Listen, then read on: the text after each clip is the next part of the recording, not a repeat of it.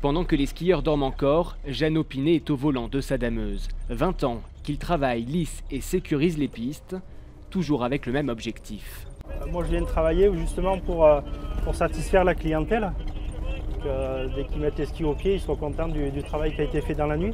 Mais depuis 3 saisons, son travail a quelque peu évolué. L'enneigement naturel se fait plus rare en basse altitude et la neige de culture doit davantage être modelée.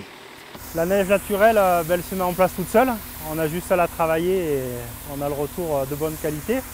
Et la neige de culture, il faut la déplacer, la mettre en place pour avoir le même rendu à la sortie, mais qui est beaucoup plus dur, quoi.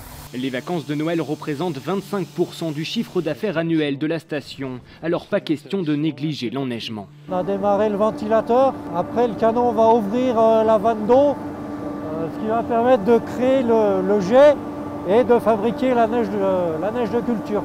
Aujourd'hui, la moitié des pistes des Ors est équipée d'enneigeurs, 220 canons à neige, devenus indispensables. C'est vrai que ça fait 3 débuts de saison où on s'appuie totalement sur l'installation de neige de culture pour créer ces retours stations, parce qu'entre les altitudes de 2000 mètres et 1650, on a un déficit de neige sur le début décembre.